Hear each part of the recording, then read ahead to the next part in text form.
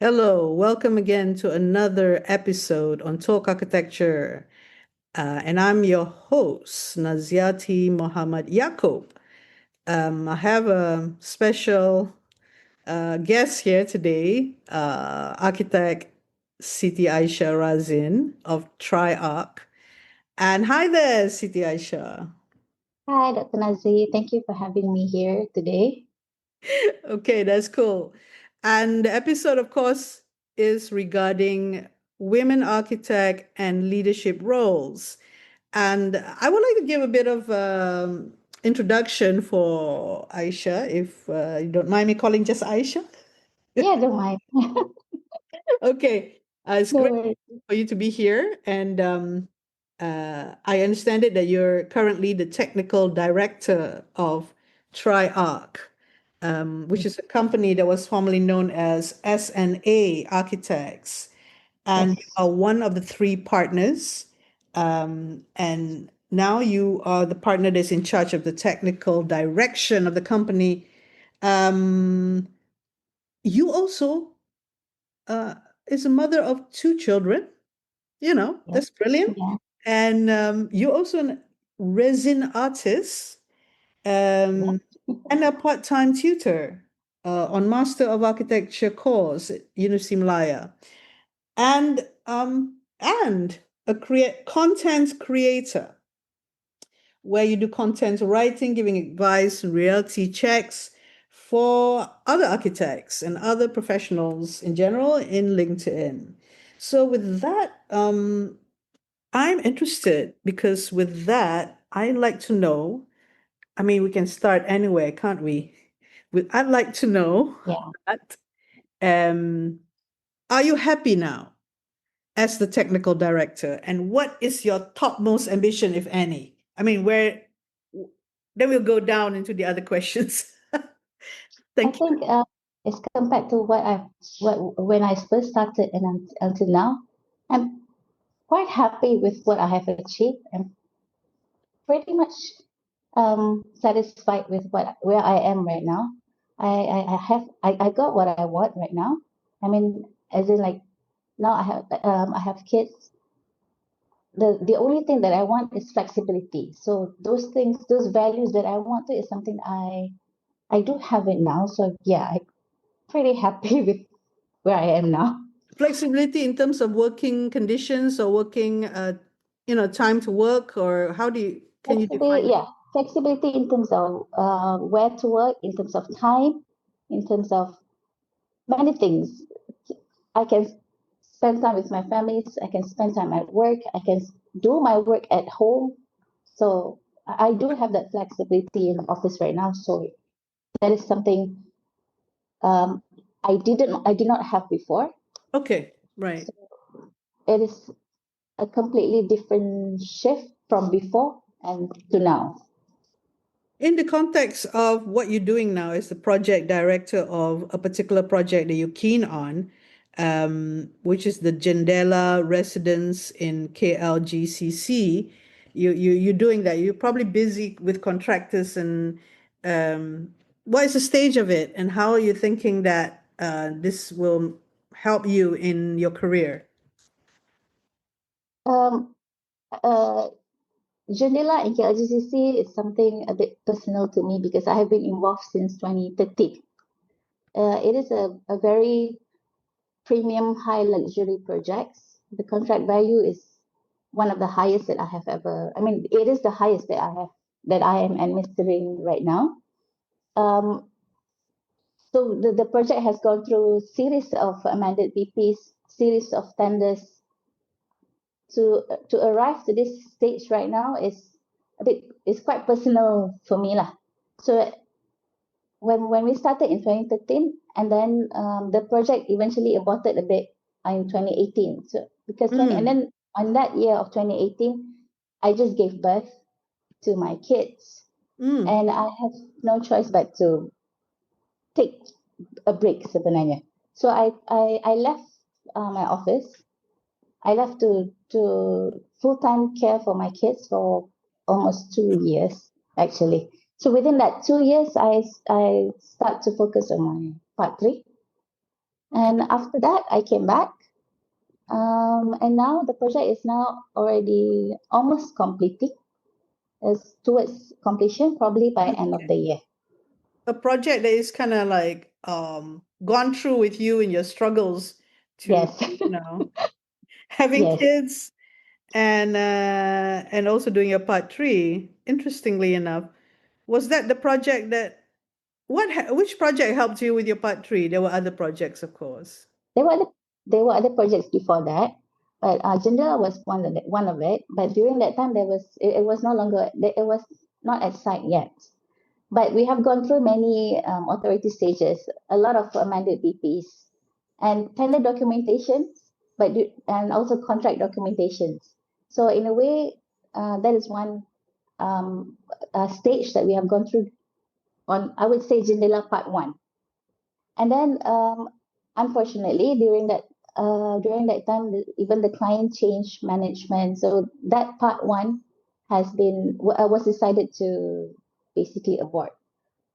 But even though it was aborted, part of me felt a bit relieved a bit because I have time to take care of the kids. But unfortunately, things did not turn up how I want it to be. So I had to leave. I just had to I had to leave the office. Um, and then Jendela started back, but the initial part of Jendela part two was with someone else lah, basically with my previous boss, AR Azlan. So he was the one that's handling those things. But he called me back in 2022. He called me back just in time before the district possession. So I came back, and that time I already got my part three. And before that, I have been working with Honor Ong. I was involved in a 70-story high rise in KLEC. So the experience that I got kind of I bring it back to Jindela right now lah. That's great. What is the status of Jandela residence now? What is it? What at what stage? Almost completion. Oh, that's It's about brilliant. 90%. Yeah. 90% completion. That's excellent. We might get back to that later. But you know, when I knew that you're the recipient of Pertubuhan Architect Malaysia, the Malaysian Institute of Architects, 40 under 40 emerging architects in 2023. So at that time, you were going back to the Jandela residence, gone back to S&A Architect, which is now called TriArch. And Mm-mm. so at that point, when you were just a few years before, I mean, how were you a recipient of the PAM 40 under 40 emerging architects? What were the project before 2023 that helped you? Was it the Jandela residence itself or One of other? it is Residence Part 1. Mm. And at the same time, I had few other projects as well, which also an award-winning projects. Okay. I was involved with J15 Denai Alam, multiple residential low rises. So that project got a PAM award, silver, if I'm not mistaken, in 2017. And at the same time, I've also been involved with basically many landed housings lah. So And yeah. landed housings and few commercials. But Jendela Part 1 is the one that most challenging. Looks like you had a handful before then. 2018 was when you got your two children, or I gave birth in 2017, and 2017? then Okay. yeah, and then I tried to cope. Actually, I did try, and then my Sorry? boss, I think, very very Mm. supportive because I had a long maternity leave.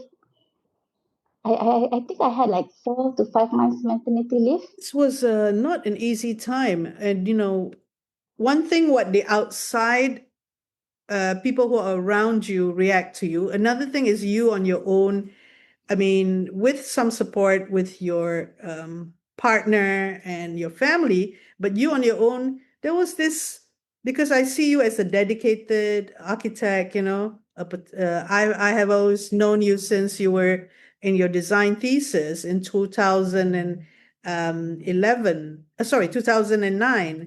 Right And, now. yeah, and I knew you that you were really interested in architect. I mean, you are quite consistent, very consistent, in fact, in your work, and it you wanted a lot of things, of course. I mean, for some people out there who want to be mothers, who may be making that decision in their 30s. Usually it happens when your time is running out, kind of thing happening.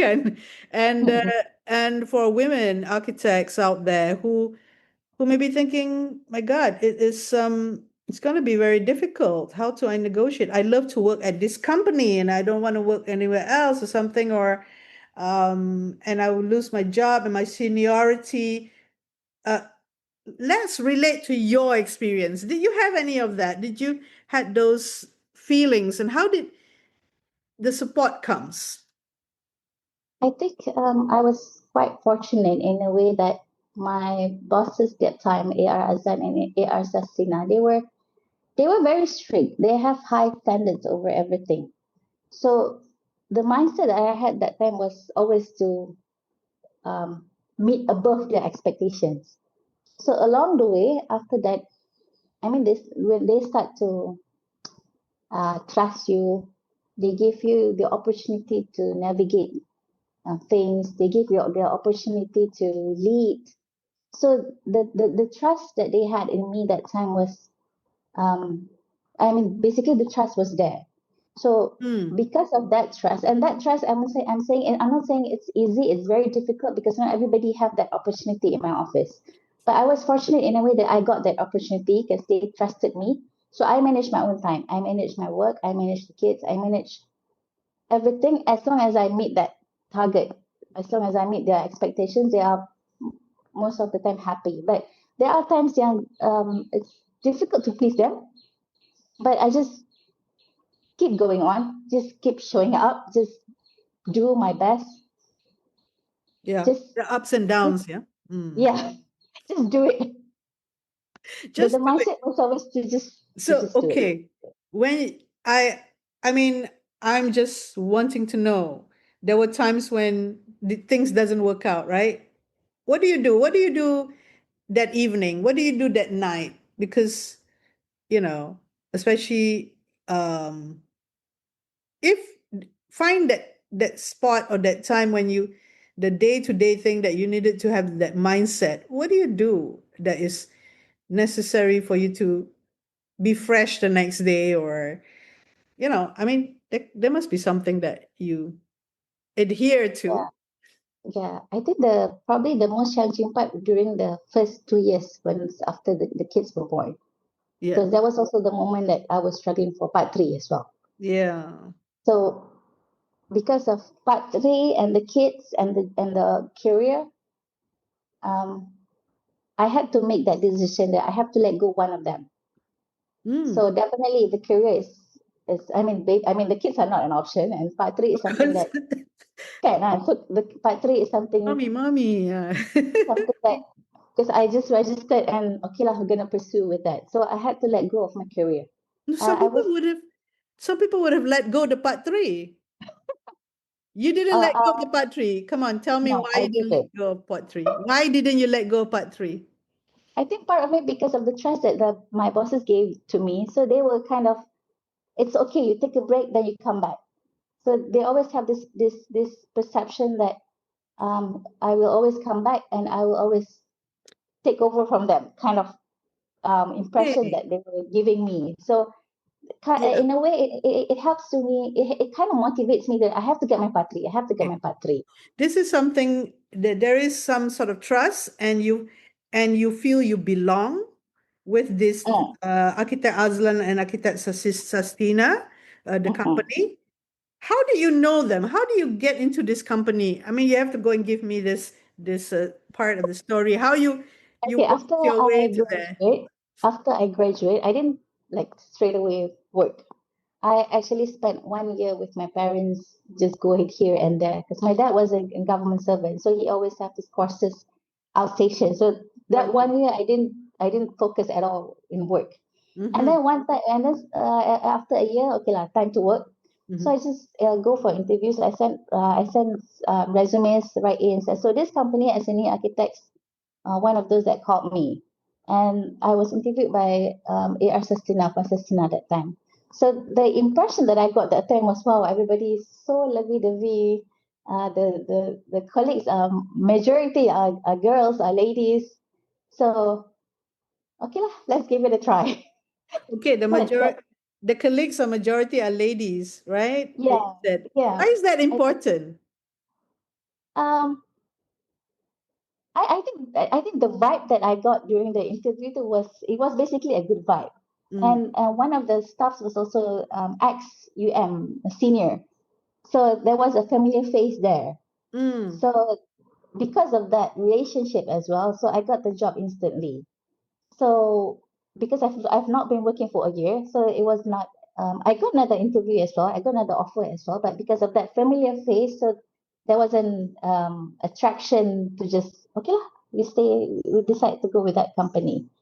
But little did I know whatever is going to happen after that. Like, yes, yes, yes.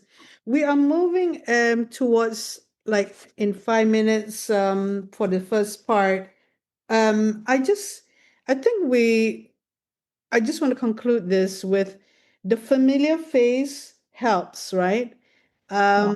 It so this um going into working, I mean, this is the most, shall we say, tender, the most fragile time when somebody graduate. In this case, you had 1 year break and then you started to find a job, finding the best fit for you to start your architecture career. You wouldn't want it to be the wrong fit, right? So Mm-mm.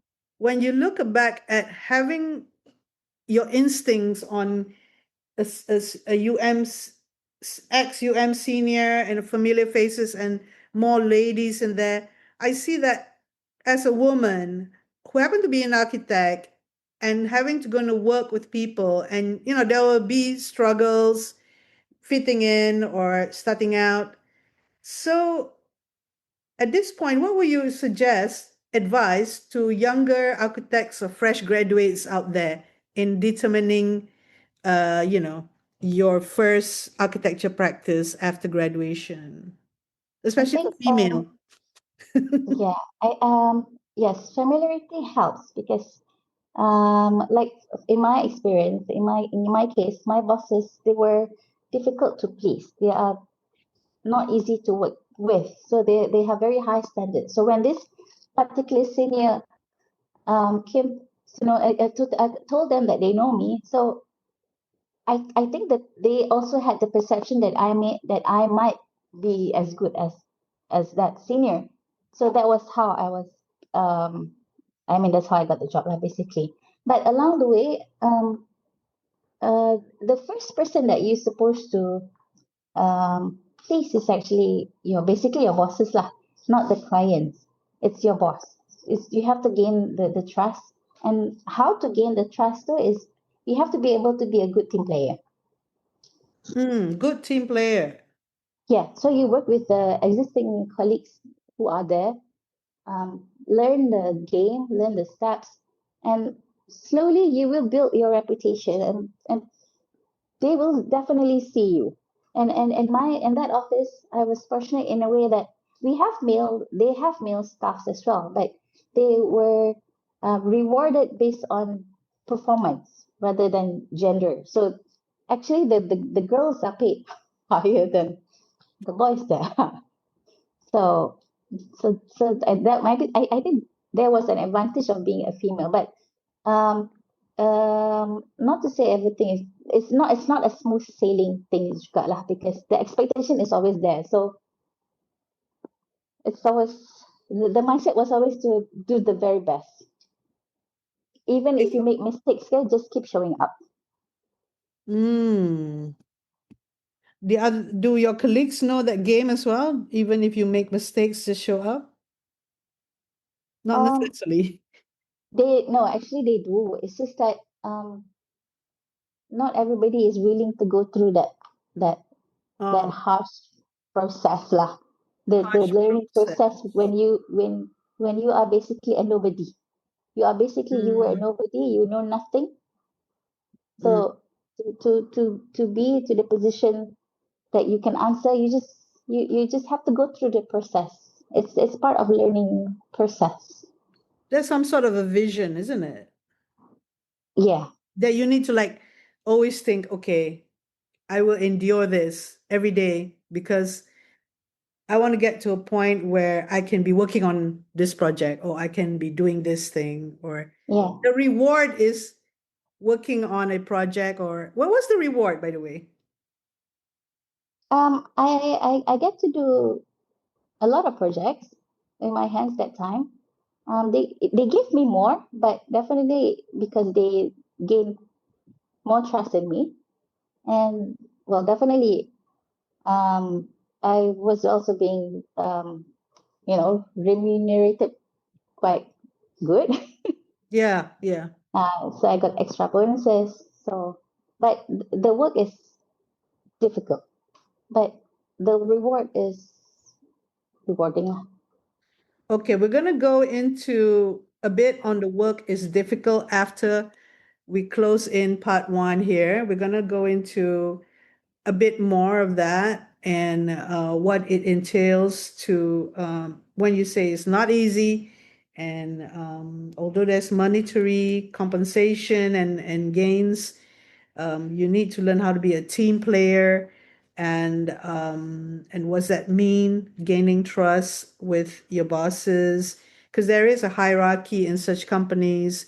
And then we're gonna go into how you are where you are now, and how you're gonna handle how you're doing with the younger architects in your company. I mean, this is like you're gonna have a duality now. First is you struggled and now. So thank you, Architect Aisha. We will meet again in part two. Thank Okay, thank you very much.